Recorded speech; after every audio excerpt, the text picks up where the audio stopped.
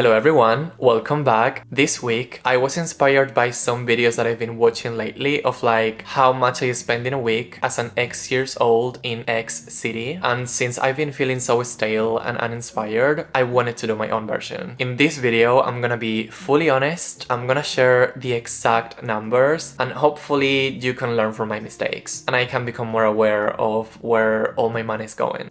I'm gonna start by saying that I've never been really good with money. I might be making a huge mistake by exposing myself on the internet, but here we go. Also, if you stay till the end of the video, I'm gonna be sharing some of my resources, apps, and everything that I use to manage my money better, so stay tuned. Before we go fully in, here are some disclaimers. All the prices that I'm about to discuss are in Canadian dollars, which is not a great currency. In fact, it's quite shitty. And I'm gonna be leaving on screen the exchange rate as of today. Then, without giving too much of it away, well, I'm actually gonna say it. My salary per year is 40k Canadian dollars, which per month translates to approximately 2.3k if I don't do overtime. And at last, I'm also gonna be sharing where I don't think I'm making the right choices. Okay, let's start with rent and bills. Here's my very massive grand mistake, which I talked about in my apartment tour video.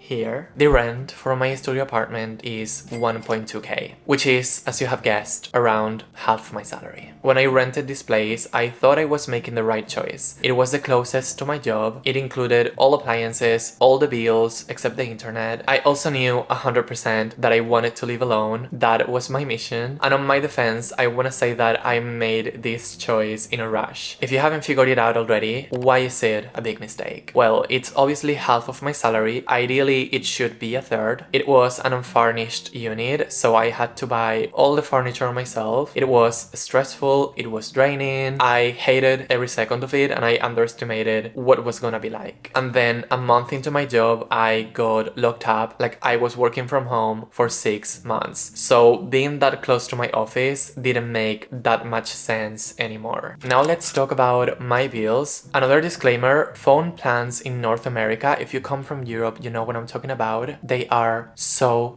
expensive. So my phone plan is $64, my internet plan is $64 as well. Water and electricity are included in my rent. Every 6 weeks I get laser hair removal and that's around $140. My subscriptions, Photoshop, Apple Music, Epidemic Sound, they equal to around $35 per month. And then every other week I get a HelloFresh box delivered and that's $80, which equals to around $40 per week, $160 per month. Okay, and here's a rundown of how much I spend in an average week. Let's start the week on Sunday. As some of you may know, Sunday is my reset day in which I take the morning to go to my favorite cafe in town, Svauf, and journal. For that, I take the metro from Square Victoria Oasi, the closest station, to Berry-UQAM. That's $3 using my metro card. The Montreal metro is okay, but not the best one that I have tried. Since there's no daily cab as in the London Underground, it can get more expensive if you use it more than twice. At the cafe, I always order the same thing, a slice of Svauf, turmeric cake, and an oat latte. That amounts to $11.83. I gladly spend this amount on a weekly basis because it doesn't only feed my soul, but I'm supporting a small local business. After that, I take the metro back home, another $3, and in the evening,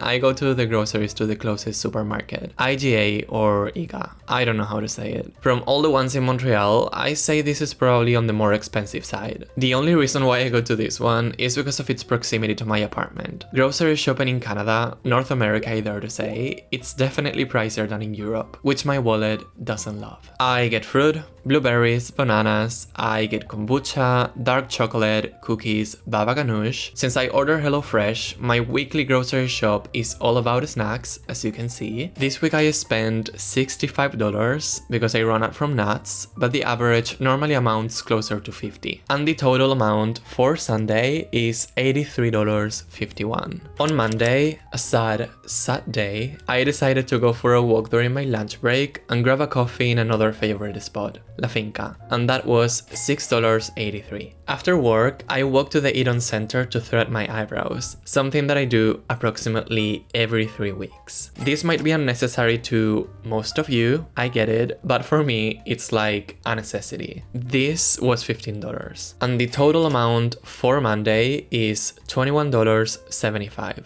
Tuesday and Wednesday, I worked from home, so the total amount of money spent was $0. Amazing. On Thursday, I went out to the drugstore, Pharmaprix, to replenish my oil cleanser and my toothpaste. Something that I hate coming from Europe is that the prices do not include the taxes, so you never know how much you actually have to pay. This was $24. On Friday, I had dinner with my friend Nieves at this vegan restaurant in my neighborhood, which was, get ready for it, $52, including the tip. I had a mocktail, a starter, a main, and a dessert, and it kinda hard, definitely pricey. And at last, on Saturday, I picked a kombucha from the convenience store downstairs, which was $4. And the total amount for this week was $186.27. If I hadn't eaten out, I want you to think about this, it would have been $133.38, which is almost 30% less. Okay, now I'm gonna share all my resources. I mainly use two tools to manage my money. The first one is called Kakebo, and that's like a money journal. I write exactly what I spend every day, what I spend every week, and then you budget stuff, and it's pretty easy. It's so cute. I don't have it with me at the moment, but I'll show you in a video. It's like an old Japanese technique, and it's really good at making you see where all your money is going. The next tool that I use, and it's pretty similar, it's kind of like the app version, it's called Money Management, and the icon is like a piggy bank. In that app, I have all my expenses, everything that goes out from my bank account, it's on there, and you can create different categories, and at the end of the month, you can see a graph. I use it all the time, it's so convenient. You can see things in like a calendar form, and that's really useful as well. Some tips that I could give you, I cannot stress this enough, stick to your budget. Do everything that you can and leave some room for unexpected things. Maybe something breaks or a friend invites you to go to have dinner with them. You need to have a little bit of wiggle room on top of your budget. Something that I do all the time is to challenge myself to spend nothing for as many days as I can. I try to keep a streak and I make it a game, and when I break it, it's like, man, I just spent $7 on a latte. At last, do not underestimate how expensive it is to eat outside. One coffee, one day might not look like a lot, 5, 7 per month, that's some money. Every time you go out to a restaurant or you order like takeout, that's so much money. Like, really try not to do it and try to cook at home. And every time you eat out, make sure it's intentional and it's like a special occasion. That's mainly everything that I have to say, and I'm gonna finish this video off because it's getting so dark. If you have any tips, please share them in the comments below. As always, feel free to subscribe so then you don't miss any of my marvelous content, and to follow me on Instagram @GeneEst. And I'll see you guys in the next one. Bye!